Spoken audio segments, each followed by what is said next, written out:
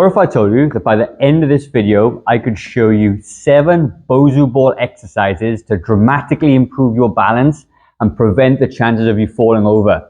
Would you like me to show you what they are? Well, stick around because that's exactly what I'm going to do. I'm Gavin, I'm a personal trainer. I co-own New Zealand's only fitness studio for people over the age of 40. And many of our people come to us who struggle with their balance and leg strength. And the Bosu ball is a fantastic device that you can implement into your daily life and your training routine to help improve your balance. Now, don't worry, if you haven't got a Bosu ball, I'm going to show you a nice, easy alternative using just a towel or a mat. The thing of it is, as you get older, your balance and leg strength will decline as you get older. There's not much you can do about it unless you practice and unless you strengthen the muscles that can support your balance, okay? And it's absolutely critical that you do that, because if you know somebody that's fallen over, or maybe you've fallen over yourself, you know the sort of injuries and damage that can actually happen by falling over. Now, the Bosu ball itself is a great sort of device because it will mimic sort of day-to-day activities in a safe environment. Let's just say you're walking over sand or over grass, or you're just off a track or something.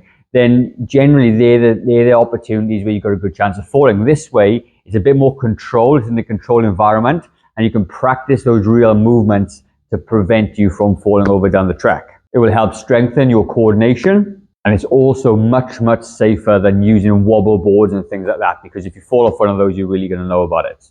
So I want you to be aware, and I want you to have a safe setup, okay? This is what a Bosu ball looks like. It is a big sort of, ball, if you like, or half a ball, and it's got a flap at the bottom, and it's very affordable. You can buy them in most sports shops as well. And obviously you've got this version, which is the wobble board, which we're not going to use. But what we're going to do is that we're going to put it down flat on the floor, okay? And also what I want you to do is have a chair available, because a chair or something you can hold on to is going to give you that support that you need. Because at the end of the day, we are training here, okay? And these are going to carry on into real life sort of events. So if you've got a chair, you can practice, you've got the safety guard there, and you're not going to hurt yourself if you do slip or fall. So exercise number 1. So the first thing we're going to do, you're going to get in the chair, you're going to line it next to the Bosu ball. And the leg that is closest to the stool is going to place on the middle of the Bosu ball.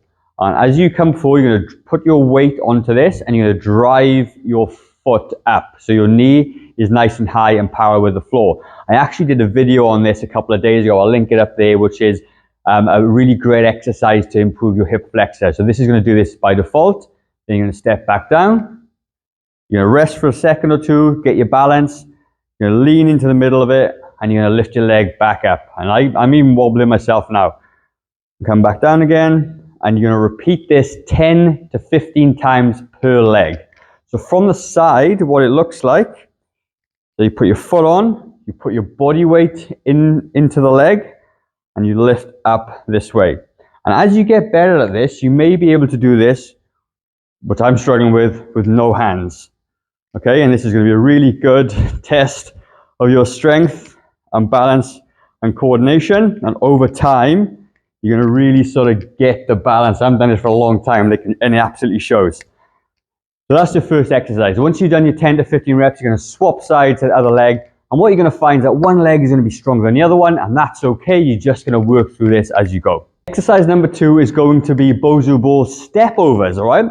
So what I want you to do is the same thing. Have the chair ready. You're going to put one foot onto the Bosu ball, and you're going to lift up your leg in an exaggerated manner and step forward, sorry. Then you're going to step back. And then you're going to step forward. And you can see me bouncing and moving. And it's a great thing because my ankles are all working really hard. My balance is working really hard. It's actually going to allow me to really train in this movement pattern. All right, so from the side, what it will look like, you step on this way, and step up, and step back. Step up, and forward, and step way, and step back. And that's going to be normal. That's why you have to have a chair. The third exercise is what we've got, calf raises. All right, so I'll do this on the side. You're going to hold on with the chair in front. You're going to stand onto the Bosu ball, And you're literally going to put some weight onto the chair in front, and you're going to lift up nice and high, and drop it back down again. Lift nice and high, work on those calves, and drop it back down again. Up and down. And again, you want to be doing this 12 to 15 times in total. Exercise number 4. Now, this might be a little bit challenging for some people, okay? And the exercises are listed out. Use your sort of common sense around this and pick the ones that you can do. And if you find any that are really difficult, then don't do that, because we don't want you to fall over and hurt yourself. But what you're going to do, you're going to stand on the ball, get your balance, okay? Arms out in front if you can, and you're going to partially squat down and come back up. Bend your knees, come down, and come back up. And this is very, very challenging exercise. Right? The more confident you are, the lower you can go. You can come straight back up again. Again, you could come to the side. You could have a chair in front of you, and you can just squat down and squat back up. You're going to really feel those legs start to work. The whole balance thing is going to shift and change, and that's going to be a great thing. Again, that is a bit more challenging. It's a bit more of an advanced exercise, so do your best.